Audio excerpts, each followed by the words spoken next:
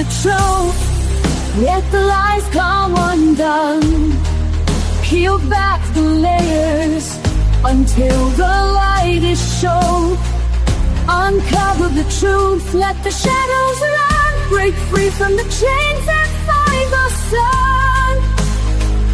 Uncover the truth in the dead of the night, where secrets lie hidden like a whispered bite. Uncover the truth in the dim of the light, where betrayals take root in the heart of the fight. In the rain-soaked streets. All right. Yes. And here we are on Bloodlines and Betrayal, quickly becoming the greatest true crime podcast in the history of true crime podcasts. I'm your host, the best podcast host in the universe, Steve Cully, with the greatest ASMR voice in the universe. Yes, you could easily be an ASMR guy. And Coach Schumann. Coach Schumann. What does ASMR stand for again? It's like audio something. Audio soothing, audio sexual erotic. No, I don't think that's what it is. ASMR. It stands for autonomous sensory meridian response. A term used to describe tingling, static-like, or goosebump sensations in response to triggering audio or visual stimuli. So I give a lot of audio stimuli to our audience. I think it makes people like people use it to go to sleep. Yeah, well, I'm not trying to make people go to sleep. I'm trying to excite them. I'm trying to get them pumped up. I'm trying to get them lively, like you, who yawns and yawns and yawns, and you're banned from yawning. We're going to have a yawn jar. Every time you yawn, you pay $1. So we are talking about the curious case of Robert Durst. Robert Durst, who was caught by the police, largely in part by the HBO series and special, The Jinx. The Jinx. They followed Robert Durst around. His attorneys didn't want him to do it, but because he's a narcissist, he decided to speak anyway. So Robert Durst was born into the wealthy Durst family. They were real estate moguls in New York City, billions of dollars, and he was always just a troubled kid. The turning point in his life came where his mother had schizophrenia or some mental health problems. She jumped off the roof and killed herself. And he allegedly witnessed this. Either he was on the roof with her or it was through a window where he saw it. Now, his brother, Douglas Durst, says that he didn't see it, but it happened. And it had a profound effect on him. He got really into marijuana. He loved his weed. Smoked a ton of it. And he ended up going to Lehigh. Then he just kind of lost his way. He was more of a hippie than anything. He had numerous girlfriends. He met Kathie Durst, and they were married. And they lived in New York. Robert went to work for his father's company, the Durst company, the real estate company. But because of his inappropriate behavior and conduct, the father had determined that the company would be passed down to his younger brother, Douglas Durst. This angered Robert to no end. He was furious. He felt the company belonged to him. And, he didn't do anything bad enough to deserve getting written out of the will. And that's exactly what really happened. So he became determined to get fired. So he would pee in a trash can in his office. He would smoke dope in his office. He would do pretty much everything he could to try to get fired because he had so much hate and spite of his family. But the key was it was Kathie Durst. She changed her name now to Kathleen McCormick because of, they think that he murdered her. So 3 weeks before her disappearance, Kathleen was treated for facial bruises, and she documented this. And she told a friend that Durst had beaten her, but she never pressed charges. Kathie asked Durst for $250,000 and wanted to get divorced. She had enough. So his response to this was quite peculiar. He canceled her credit card, removed her name from a joint bank account, and refused to pay her medical school tuition because she was at the time she was in medical school. So it kind of had the opposite effect. Durst, there was infidelity going on. Durst dated, I don't know if you remember Mia Farrow. Yes, I do. He dated Woody Allen. Yes. So Durst dated Prudence Farrow, Mia Farrow's sister.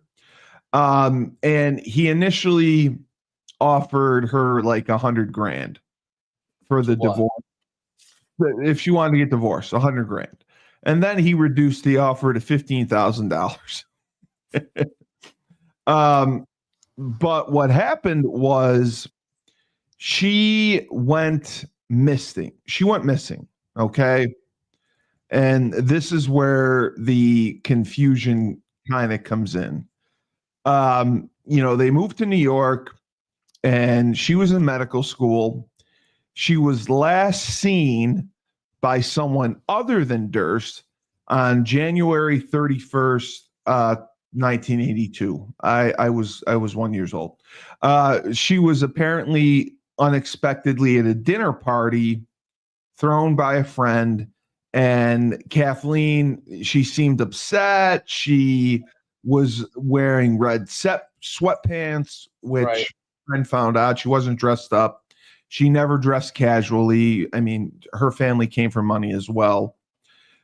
She received a phone call from Robert and immediately left this party for her cottage on South Salem, New York.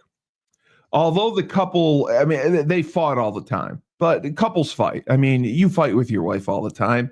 Frank fights with Sue all the time. I fight with my dog all the time. Durst initially maintained that he had placed his wife on a train to New York City. Yeah. And had a drink with a neighbor, spoke with his wife at their Manhattan apartment because they were wealthy and they had houses and apartments and whatever. And that's what he told police. And he was hoping that would make everything go away. He admitted that he just went to bed. Well, the two women were supposed to meet up the next day.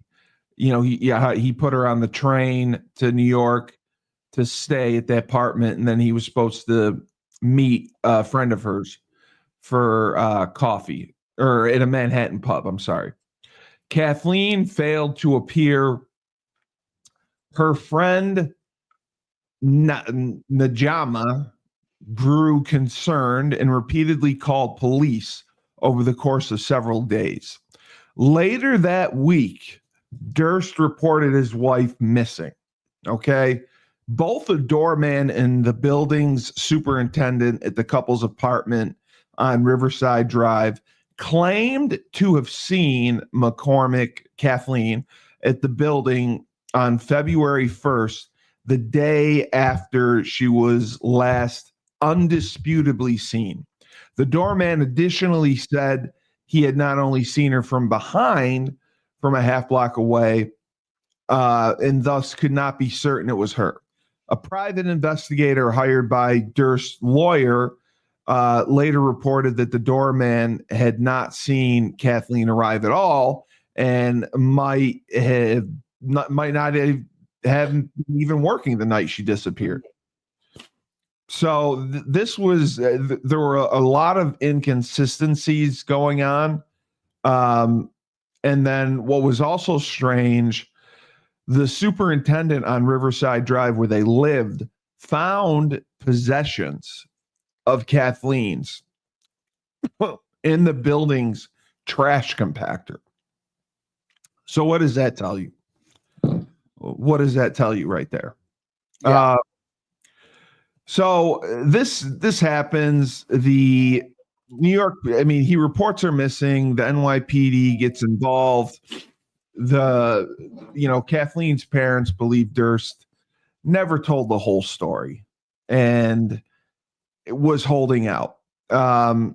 They tried to sue Durst for wrongful death, even though they didn't have a body, saying that they deprived the parents the right to bury her. The parents are now dead. Kathleen's youngest sister, Mary McCormick, also believes that Durst murdered her. The state police opened a criminal investigation into the disappearance in 1999. During this time, it was just considered a missing person case. It was never considered criminal. But the investigation became public in 2000. In August of 2019, a wrongful death lawsuit against Durst was filed against another of the McCormick sisters. It was dismissed on statute of limitations causes. Okay. Yeah. So, I mean, because she disappeared in 1982, there's no way witnesses are alive. There's no way to prove this case. Right. So what happened was in 2000, Susan Berman, she was the daughter of a mobster, David Berman. He was a major Jewish he was in Jewish American organized crime figure, illegal gambling, all that stuff. So, she was friends with Bob. They friends called him Bobby, and she had wanted to make a screenplay. And people to this day believe Susan Berman was the one that called the medical school to say that Kathleen was going to miss class that day. Right. So in 2000, they believe that Susan was cashing in her chips. She's like, okay, Bob, I want to fund this movie and you're going to fund it for me. So initially they couldn't prove it, but over time they were able to prove that Bob Durst had flown to California where Susan Berman lived. Right. Because that was unknown. They thought he was in New York. So a few days later after this happened, there was a letter sent to the Beverly Hills Police Department, and it contained Berman's address, and all that was written was cadaver on the envelope, and Beverly was misspelled. Yeah. And Durst was now known to have been in Northern California the day that all this went down. And also, Berman had recently received two $50,000 payments from Robert Durst. And he said that, he did that to help her with the movie or whatever. And he faxed people copies of the check or whatever. Durst said in a 2005 deposition shortly before her death to the LAPD had wanted to talk to her about Kathleen, his wife's disappearance. And some of the notes showed that there's doubt on whether the LAPD made such a call or whether it was the Westchester County District Attorney Janine Pirro. Janine Pirro had it out for Bob Durst from the start. Wow. Yeah, Janine Pirro wanted Bob Durst prosecuted, and she tried very hard to get him prosecuted, and she was unable to get it done. So once he found out this murder, the murder of Susan Berman happened, she was wanted for questioning. This is the strangest part. He was tipped off by his sister about Kathie's investigation being reopened and, obviously Susan being murdered. He moves to Galveston, Texas, and he disguises himself as a mute woman to avoid police inquiries. So he dressed like a woman, like he literally wore makeup and dressed like a woman, and he lived in Galveston, Texas, in an apartment. And the firm bought him out.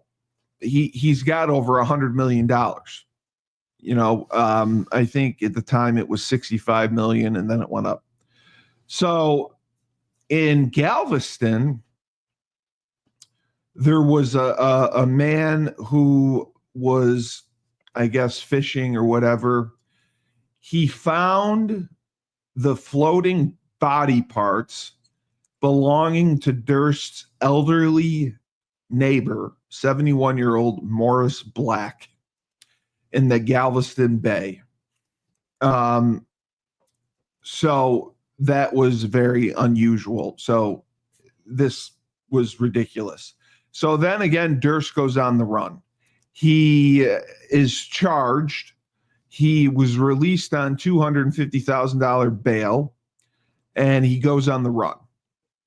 He is caught inside of a Wegmans in Pennsylvania, shoplifting Band-Aids, newspaper, and a chicken salad sandwich, despite having $500 of cash in his pocket. And then in his rent, what? I'm just laughing at chicken salad sandwich. Yeah, he was hungry. He's like you when you go to Steak Shack. He's a fucking wacko. Obviously. So they go through his rental car.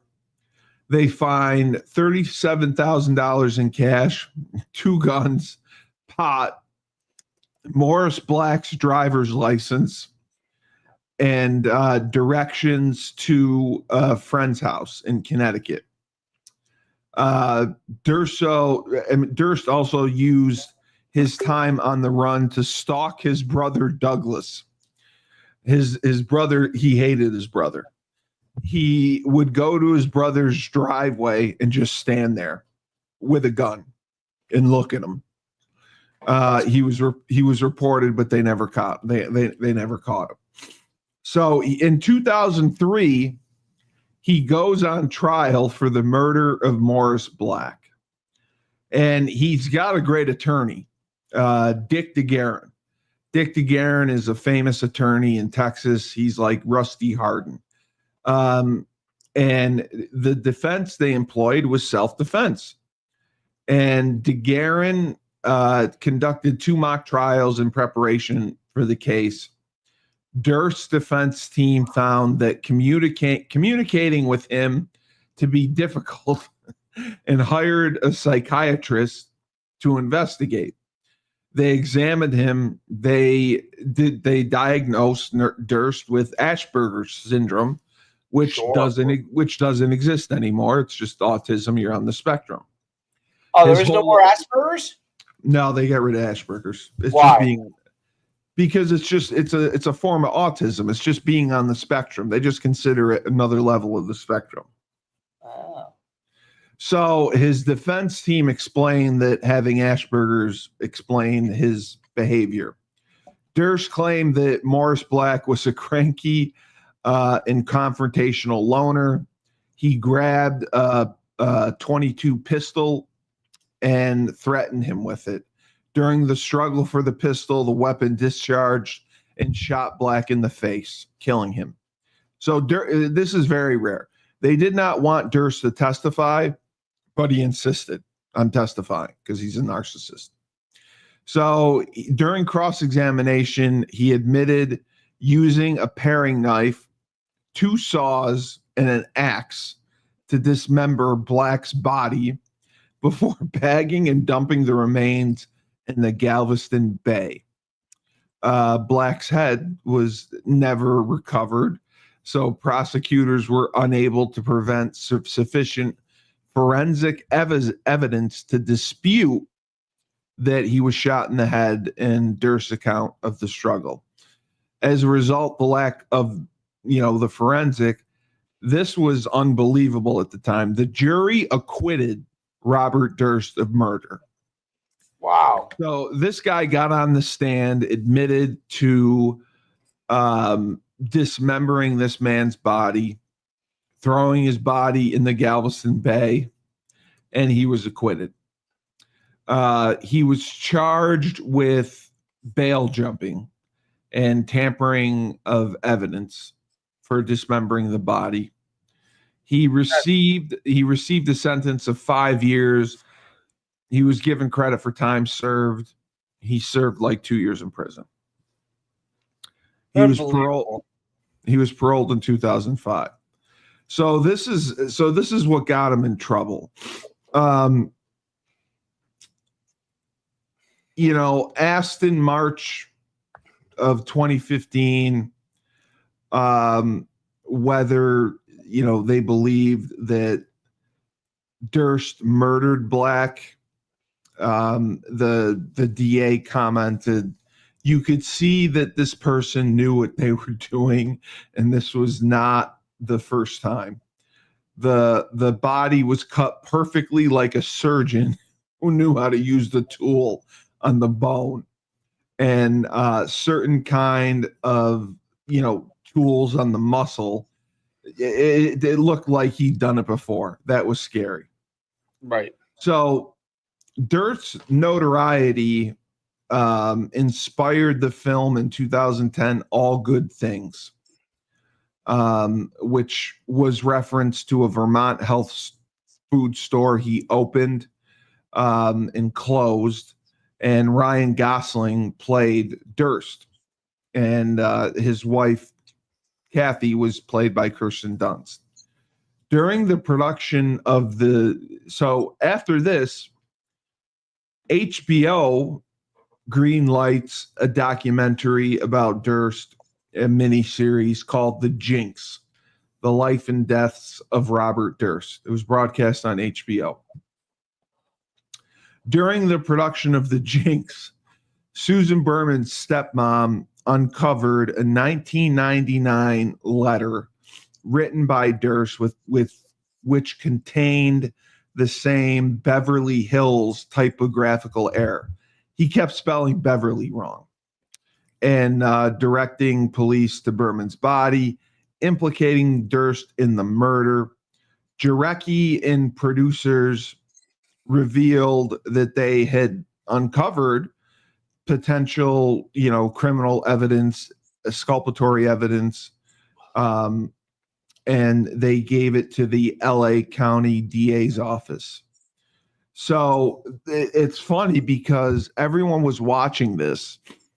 On the last episode of the Jinx, it shows Bob. He goes into the bathroom and he doesn't take his microphone off. You can't see him peeing, but you can hear him on the microphone. And he was presented with the letter showing, the similarities of how it looked and the handwriting, it looked exactly the same. His comment was, he's talking to himself. He goes, while he's peeing, he goes, there it is. You're caught. You're right, of course, but you can't imagine the rest of them. I don't know what's in the house. Oh, I want this. What a disaster. He was right. I was wrong. And the burping, I'm having difficulty with the question. What the hell did I do? Killed them all, of course. Killed them all. It later became known in 2019. The filmmakers altered the sequence of the comments, for drama purposes, but he did say all that. It was a 6 episode. It was incredible. If you watch it, it's just absolutely incredible. So right after the last episode of the Jinx airs, and I think the producers made an agreement, a first-degree murder warrant was signed by the Los Angeles judge alleging Durst's role in the Berman killing. Durst was arrested by the FBI agents in New Orleans, where he was staying in a hotel. He registered under the false name Everett Ward Durst, and he was tracked to the hotel after making 2 calls to check his voicemail. And he was observed wandering aimlessly in the lobby, mumbling to himself. That's crazy. They thought that, he was setting up an insanity defense. In addition, they found guns. They found his birth certificate.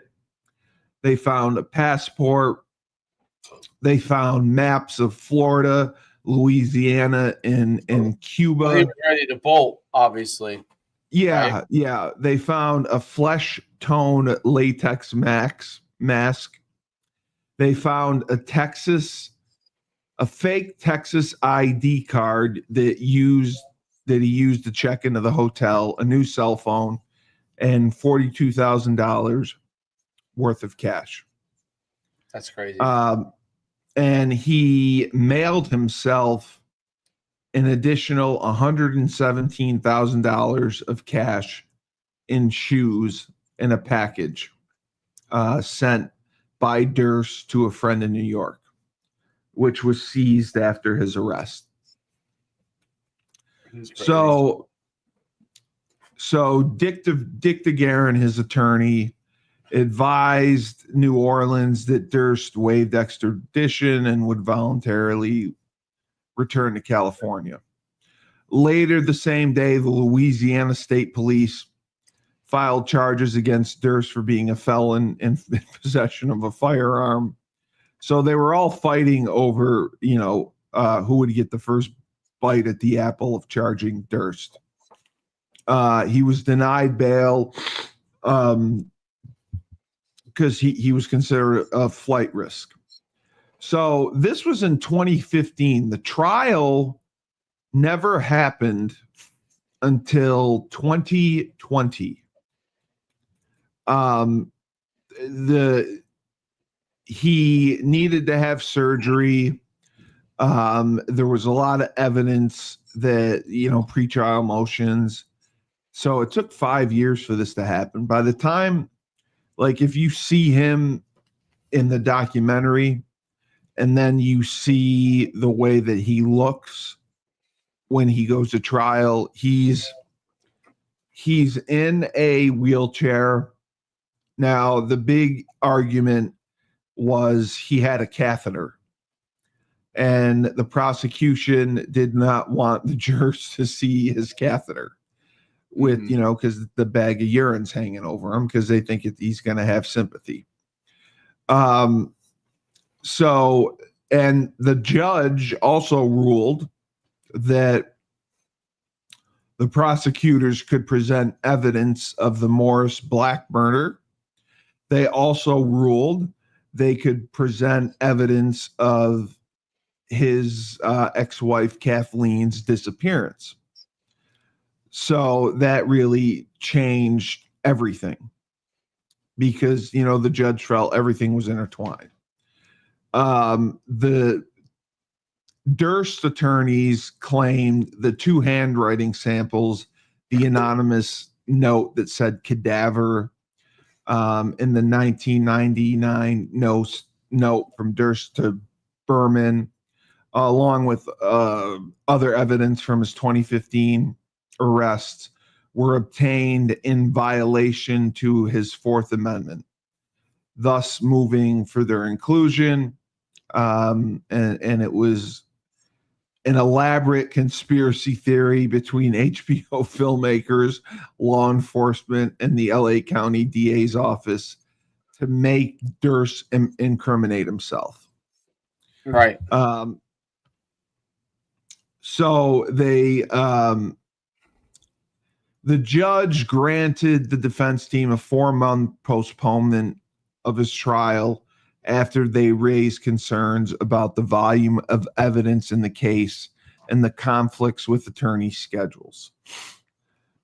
So anyway, this went on and on and on. In 2020, they finally had the trial. And you know, the defense immediately made a motion for a mistrial, saying that you know, because of the delay, that there's no way that they can accurately prosecute this. This was a murder from 2000. It's 20 years later. So they started doing depositions. Testimony. They started recording testimony just in case people died while this happened. In May of 2021, Durst's lawyers told the court he developed bladder cancer and moved that the court postpone the trial indefinitely to release him on bail to receive medical treatment. The motion was denied. And, you know, they questioned jurors whether that they could be neutral during a case. So what happened was they started the case in 2020. COVID happened. They stopped the case. They started it back in May of 2021. And the judge asked jurors if they could remain neutral after a 14-month break. Durst was hospitalized again after being found on the ground, not in his wheelchair. People thought that I love the DA in this case, Deputy District Attorney Mark Lewin. He does a ton of cold cases. He's been on Dateline a million times. I love him. He thought Durst was faking this the whole time. Yeah. And, you know, they kept filing for mistrial after mistrial after mistrial. Douglas Durst finally appeared as a prosecution witness. He hadn't seen his brother in 15 years. He was reluctant to appear, and he only did so because he was subpoenaed. He was asked about his relationship with his brother, and his quote was, "He'd like to kill me. I hired security today. I have a fear that my brother has threatened to kill me, and I have a fear that he may have the means to do so." So again, his medical, his health is deteriorating. And again, he insisted on testifying. The testimony did not go well. In October 14, 2021, Durst was sentenced to life imprisonment for the murder of Susan Berman. And then in January of 2022, he died. So that's the curious case. Days after the Berman's murder, police started examining connections between Durst and the disappearances of 18-year-old Lynn Scalise from Middlebury, Vermont, where they had been at the time. 16-year-old Karen Mitchell from Eureka, California. Investigators were also considering a possible connection between Durst and the disappearance of another 18-year-old. So it's just crazy because the 18-year-old Lynn Schultz, when Durst got out of college, Durst went to Lehigh. He got out of college. He opened a health food store. Schultz, a Middlebury College freshman, visited Durst's health food store, and the day she disappeared, that was the last place she was seen. So they think that he was part of that. And they had an author who was investigating him. He basically went undercover. He volunteered at a homeless shelter that Durst frequented. Durst dressed as, in women's clothing, and he visited a shoe store owned by this author's aunt, and this guy was on top of him. The FBI ultimately could not connect Durst to the Long Island serial murders, which I don't think he could have done, because he was too weak and frail at this time. So it's a crazy case. It all started, like I said, when his mother committed suicide and he witnessed it. So when he was in Galveston, Texas, and he murdered that person and chopped them up, that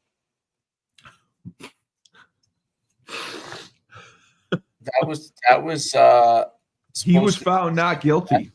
Yeah, self-defense. He claimed self-defense, and his version of events when he testified, the jury thought he was believable because the story was so outrageous. They're thinking to themselves, nobody could make this up. Right. And they never found the head of Morris Black to determine if he got shot in the head. Oh my God. So they found him not guilty. And if you watch his reaction, I've seen it many times. If you watch his reaction after this, it's like he won the Super Bowl. Like he never expected this, saw this coming. So he hired Dick DeGuerin again for the Susan Berman murder. Now, in my opinion, I don't think he should have been convicted for the Berman murder. There was no evidence other than the letter that he mailed that said cadaver. I don't think they found fingerprints. There was no DNA. I mean, she was shot execution style. It was 20 years ago. There were no witnesses. I don't think he should have been convicted for that. I really don't. And call me a liberal bleeding heart. And I think everyone's innocent, but there was nothing there. He should have been convicted for the Morris Black murder more than he should have been convicted for Susan Berman's murder.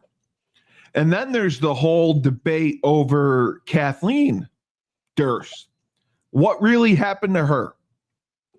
What really happened to her? She goes to a party. She's in sweatpants. Unlike her, she gets a call from Bob that tells her to leave. She leaves. She goes home. And then Bob said he put her on a train to New York, to Manhattan, and she was supposed to meet a friend for coffee the next morning. She never met the friend. people, I mean, they searched the house. They dug around the house. They had cadaver dogs. Nobody hit on anything. Nobody knows what happened to her. Crazy. So, yeah, he legitimately could have committed 3 murders. He legitimately got away with 2. The Susan Berman one, I thought, was the weakest case out of all of them. But I mean, what do you think? Well, I think he's. Please don't do this. There he is. Well, I'm sorry, I didn't see it showed. Oh, you're showing the movie? Get in the car! No, please don't do this. There he is, Robert Durst. I got more for you. That's not Robert Durst. Is that Ryan Reynolds from the movie? This is what AI. I had him interpret it. Oh, what does AI say about it? I made videos of it. What do you mean you made videos of it? You typed in Robert Durst and then videos came out? No, they won't let you do it. Oh, that was another theory they had. Yes. They had a theory that the way he got away with it, he went to a graveyard and he buried her on top of where they were going to put a grave in, where a coffin was going to be set in. And that's how he got away with it. People believed that he went to a graveyard. There was going to be a burial the next day.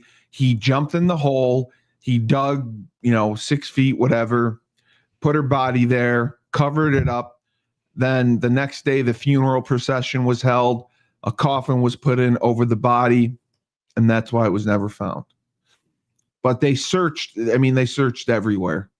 They searched the Manhattan apartment. They searched the house they had out in the country. They searched his car. I mean, he was deposed. Jeanine Pirro did everything possible to try to convict him. And the family to this day has no answers as far as where's Kathleen? What happened to Kathleen? Yeah. Yeah. I mean, it says that AI says he was, guilty. He's a pop culture guy. The hot mic got him guilty. The hot mic also got him in trouble because HBO edited it. So the verbiage was not exactly how he said it.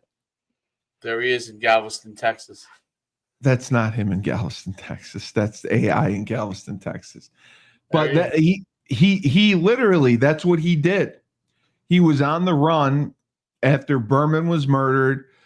Kathie Durst's case was reopened. He fled to Galveston, Texas, and I'm dead serious. This man lived as a mute woman for years in Galveston.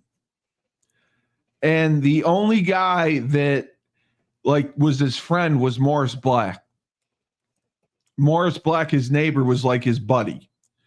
And I think he, found out, or he told him, or they got high, or I don't know what. But then obviously he realized he knew too much and he had to kill him. Right. And that's the one that they said was self-defense, right? Mm-hmm.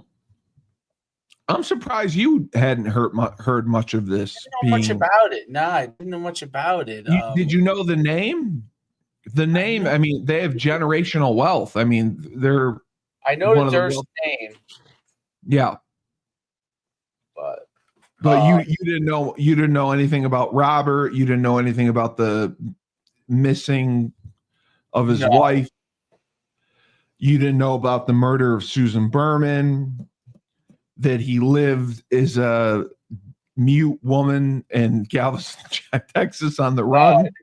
No. Do you have HBO? I do.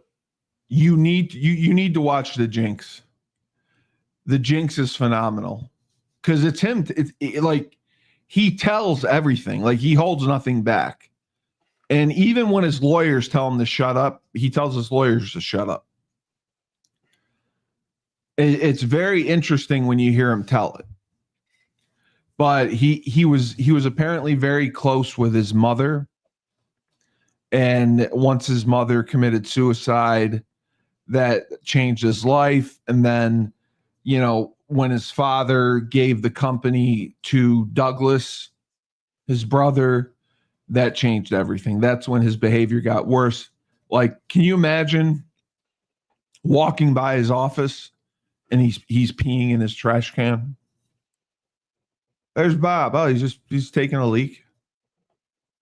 Taking a leak in the trash can. Taking a leak in the trash can. Yeah. That's crazy. Who's that? It's Robert Durst driving through Galveston, Texas. He never dressed as a man. Oh, then the other picture was him. Oh man. Well, yeah, I think he obviously was guilty. The self-defense case, I think, is bullshit. I don't think he was guilty. The Susan Berman case should never have gone to trial. There was not enough evidence. Guilty. How? You're wrong. You're wrong. I am the son of a lawyer. I know these things. It's a wealthy killer who didn't get his way. If you can give me 3 pieces of evidence as to why he was... Again, just in case you need a reminder. There he is. I was the one who told you this. If you can give me 3 pieces of evidence of why he's guilty... Now, listen. The disappearance of his wife... Which murder? Which one? The Susan Berman, the one he was convicted for. Okay. Now, if you want to argue that he was involved in the disappearance of his wife, I'm with you. I agree. I 100% think that. Morris Black, there was evidence up the wazoo. So there are 3 things. Do you want 3 pieces of evidence? I want 3 pieces of evidence on what shows that he was guilty of Susan Berman, her murder. Okay, so how about the cadaver note? The cadaver note is circumstantial. Right, and then he admitted the handwriting, right, and that Beverly was like... He admitted during the show that...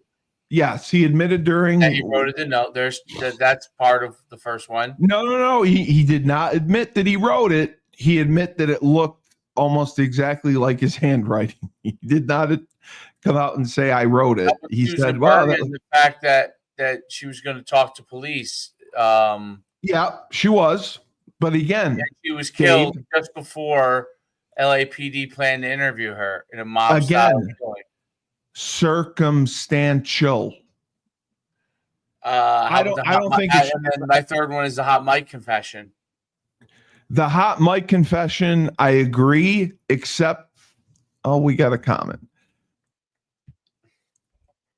Hey, the hot mic confession, I agree, except for the point that HBO edited it to make it seem that he said things in order that he did not.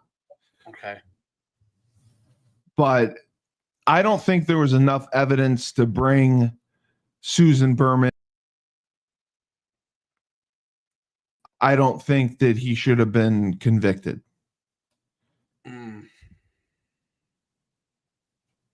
Well, that's all I'll say. You don't think he should? No, I don't think he should have gone to trial. It's 20 years later. They interviewed witnesses. The trial was delayed because of COVID, 14 months. They started the trial. They stopped the trial. They restarted it. I mean, like, they wasted this money going after this man who was dying. Again, it blows my mind. Like, why? Why would you waste taxpayers' money to do that? It's the same thing with Karen Reed. There was no evidence Karen Reed was ever struck by a vehicle. Why are you wasting taxpayers' money to go after him? I just think it's financially irresponsible. I know you have a 12:30 show. I don't want to bother you. It's rescheduled. So. Oh, it's rescheduled? Who is it with?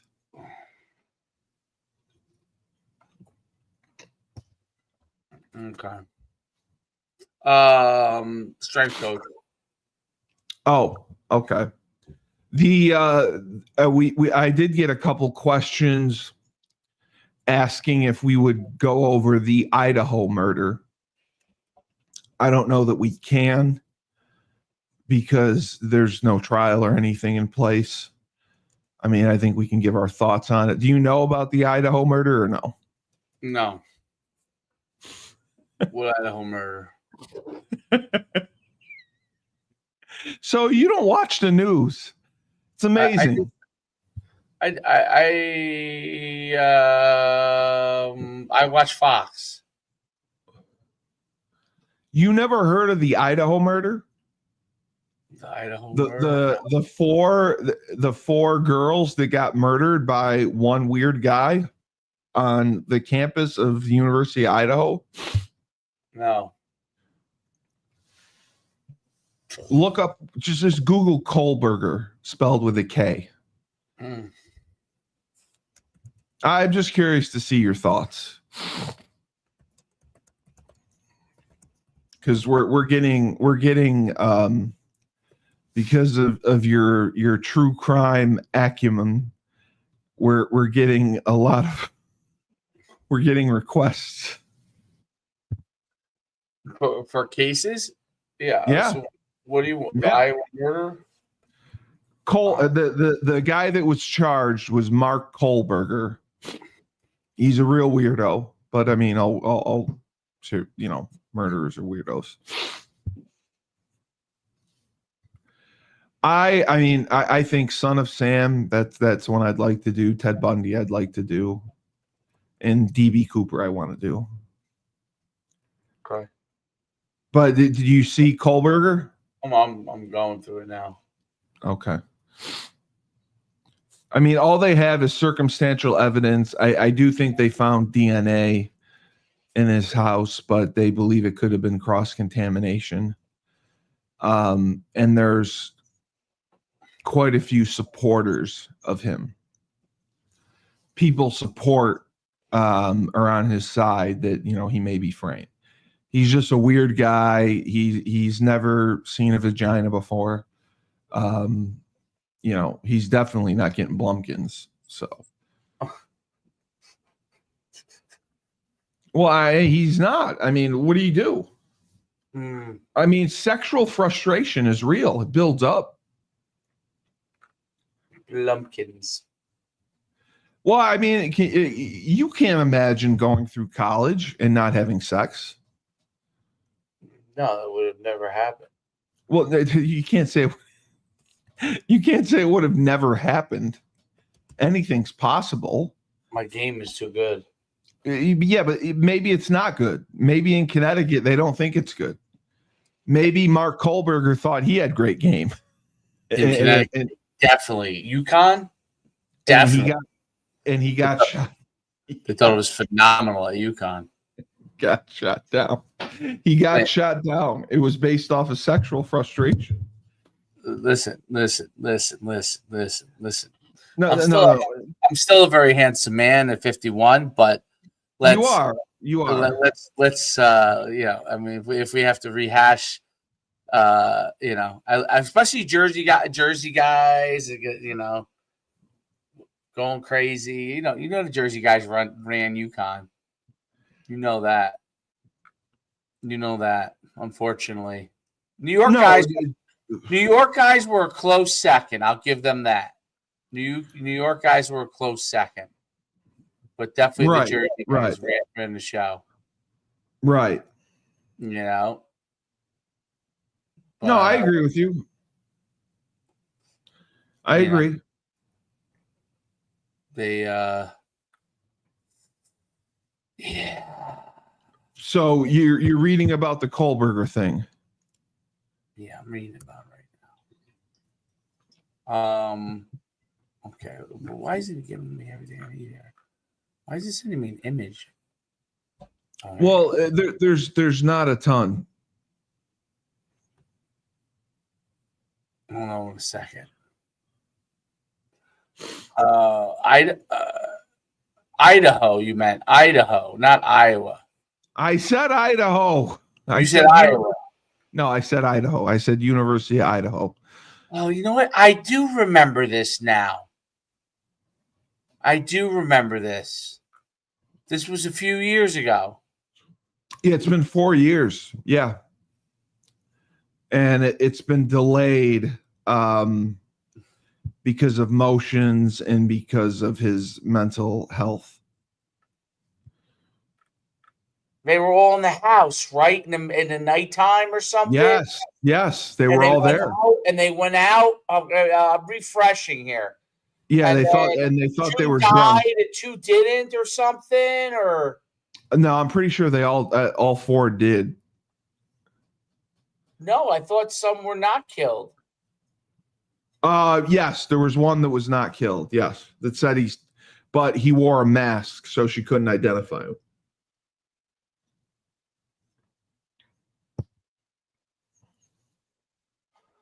Actually, I pulled up here. 4 students were killed.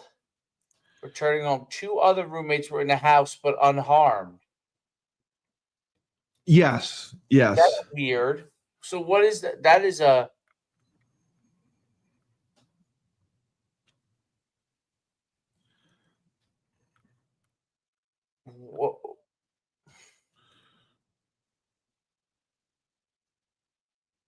What was the reason for him murdering? Sexual frustration. That's what they said? Yeah, I mean, he struggled with women. He was, he was on the spectrum probably. He was socially awkward.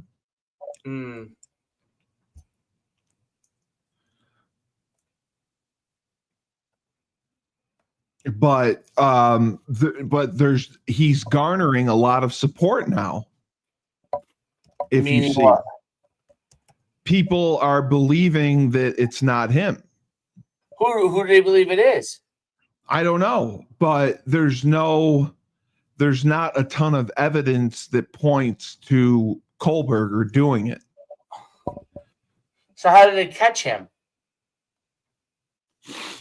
I don't know exactly how they caught him, because the surveillance video saw his car pull into the apartment complex several times that night. It would go in and go out. It would go in and go out. I think it happened 4 times. Okay. Now I remember. The knife that was used to stab the women,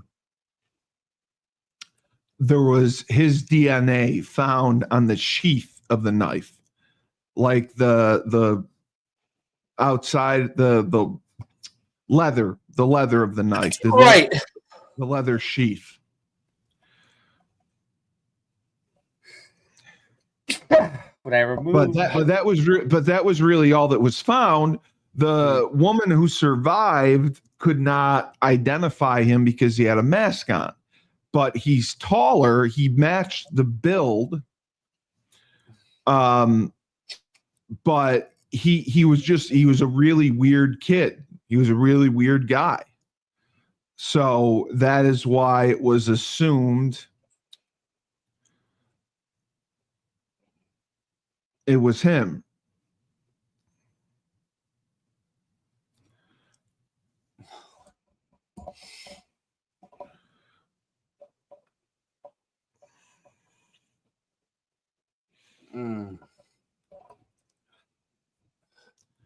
Yeah, so that's why I was curious, because that's people have asked us to break down that case, and I don't think we can, because I don't think there's enough information out there yet, and it hasn't gone to trial. The defense has asked for several continuances because there's so much discovery.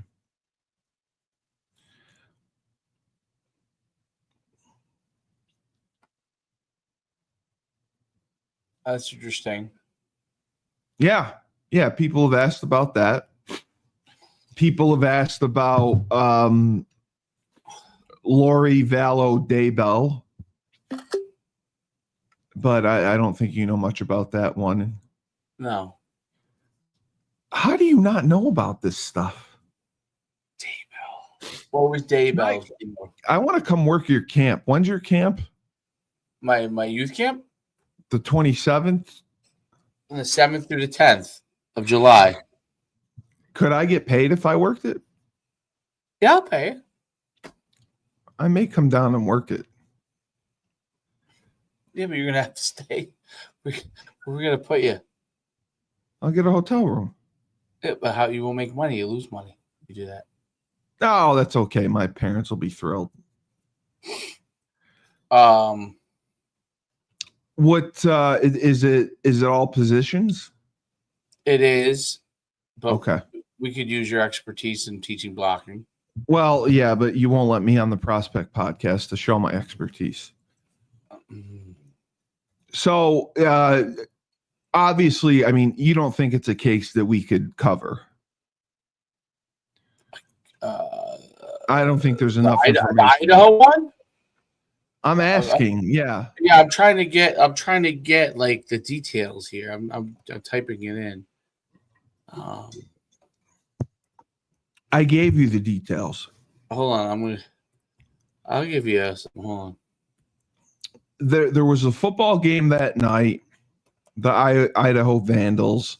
Some went, some didn't. He went to the house. He was in a mask.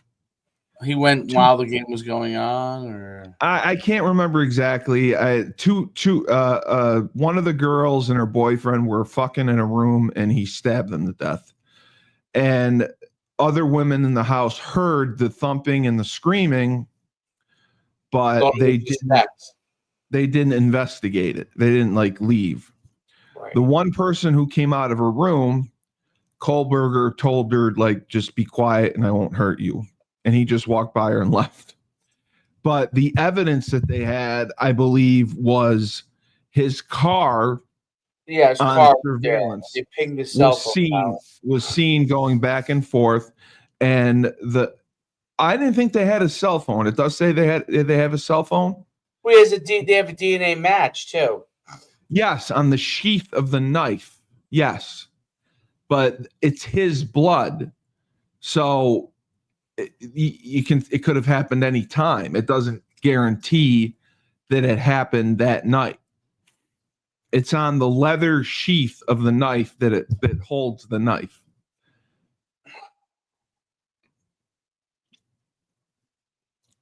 So that's why it's circumstantial. Yeah. What? He's done. Okay, so there's been some preliminary hearings. This has gone on for 4 years. They're fighting over evidence. He's done. That's your expert analysis. Yeah, he's done. That's it. He's done. He's cooked. He's done. There's no, I love it. So you would be one of those guys in medieval times, if you were a dictator, you would be off with their head. You'd be off with their head. I don't want to hear it. Guilty. Yes, I don't want to hear anything else. Off with their head. They're done. No. Let's put it like this: if I had DNA evidence, well, is there any DNA evidence on the people? No, that's the thing. The only How do they not DNA. have any DNA on the people? That's my point. That's why he's garnered support, because the evidence is circumstantial, which you don't seem to understand. Where were the bodies found? In the house where he stabbed him. The roommate could see her other roommate laying on the floor. The bodies were found in the house. There was none of his DNA, I believe, in the house. Now, when they searched his house, there were odd searches on his computer, and he looked at some weird porn. But again, it's circumstantial. There's no eyewitnesses. There's no direct evidence. The murder weapon, I don't know if the murder weapon was found or not. That's my point. Like, if you're going to convict someone of first degree capital murder, you can't go in with just circumstantial evidence. You can, but you have to really be good about putting the pieces together to get the jury to understand how it all fits. Because the jury, people like you who watch, CSI and DNA's everything and this and that, it's tough for them to convict or understand without that type of evidence. That's all I'm saying. Washington State is only 10 miles away from the University of Idaho? Yeah, it's on the border. Yeah. What the?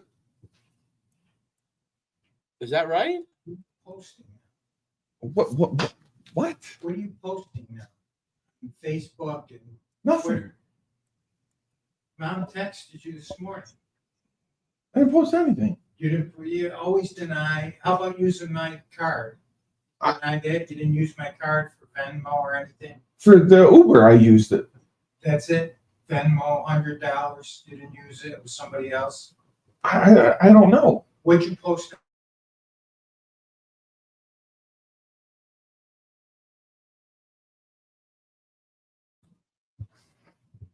I can't wait to talk to this lady. I'm going to talk to her.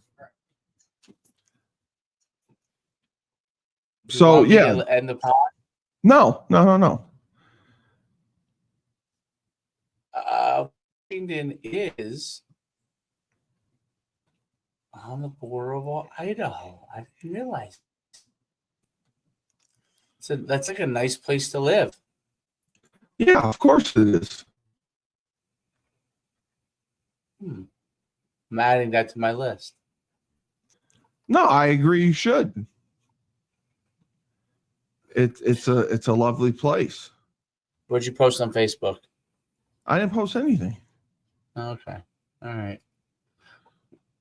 I haven't been on. Don't get yourself in any trouble. Well, I always get myself in trouble. That's the point of it. That's the point. Yeah, it's no fun if you don't get yourself in trouble. Yeah, but at once you get to a certain age, Yeah, of course. Well, I said Frank a great video before I let you go No, he sent it to me. of exactly what he wanted. He's nuts. Well, I was thinking Friday we could do either Rebel or Bloodline again. Because Rebel was off the charts this week. Oh, Rebel's going to be off the charts going forward. There's a lot to talk about. New York City, there's a lot to talk about. No, I know. But we could almost do a Rebel show 3 days a week, probably. No, I know we could. It doesn't have to be a full hour, but it could be like 3 days a week. No, it very, very easily could. That's what Turtle Boy is doing now. Turtle Boy is upping his podcast. But I just want to find, like, so many people get money doing it. they get donations from it, and that's how they survive. I want to find a way with Venmo and Cash App to get donations. Well, you have to market it to people. Well, he doesn't market it to people. He just says he has like a cult following. He does, but it's just if you Venmo him, he reads your, you whatever you write, he reads it to the class, and it's worked out for him. I wonder if you can get all my YouTube subscribers. I wonder if you can download that. Let me see. Hold on. Download what?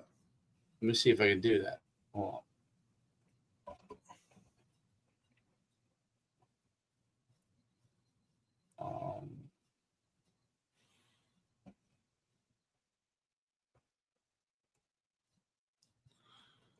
I have lots of tools to do things here. Hold on.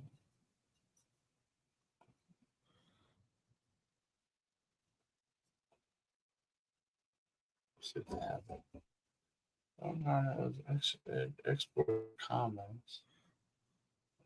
Not that.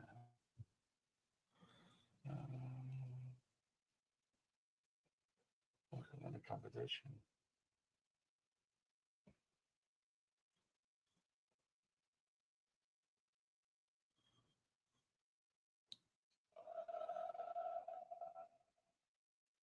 Let's see. Let's see if I get data here.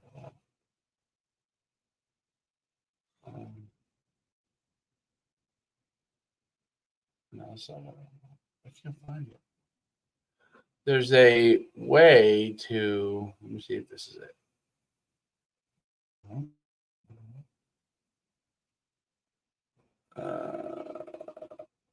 Exports.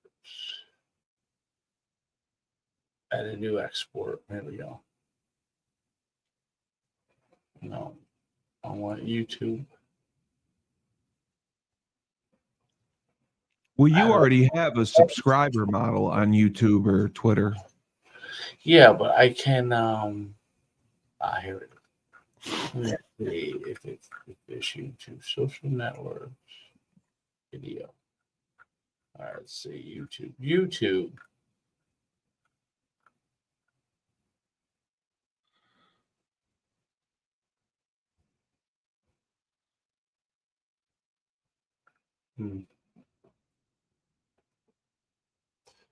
Export.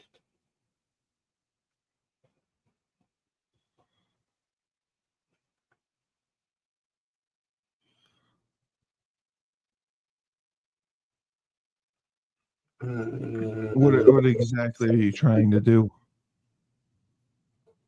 I'm seeing if I could extract YouTube subscribers. It doesn't seem like you can. People that are actually subscribed to your channel, or people that are subscribed to YouTube Plus, or you can find out who's subscribed to your channel, can't you? You have 1.4 million subscribers. It doesn't give you subscribe to it. I'm trying to see if I download it. Does it give you the list that you can see? No, I can't see. I have a million though. Like so. Right, but does it show the list? Yeah. Well, you can screenshot it. No, it's long though. Well, I know it's going to be long. I'd like to download it. So what do you want to do with it? Just send them messages? Yeah, we can't. Well, because I just did research, and the successful YouTubers all get donations throughout the show. And why? Yeah, that's what go ahead. I don't think our live is viewed enough. No, it's not. We don't have the thousands of viewers that they get. Right. So it's climbing up. But that's why they get a good chunk of money doing that. Well, that is the way to do it. Like if you go on Pat McAfee, his live, like he's got so many people on there. They're probably giving him, members and How do you do membership wise? I mean, members on there, but then you have to give them exclusive content, and then that takes away from your other stuff. And okay. So when you get a member, the members sign in and they have exclusive only to them. All right, is what you're saying. Well, all the members have contact. If we did something like that, you think something would pay? People wouldn't pay for that. No. Okay. All right. Well, anyway, let me run. Yep. Great Bloodlines and Betrayal. Detective Schumann. Just remember, when life gives you lemons, don't make lemonade. Take 2 oranges and throw them back at life. Stop doing that.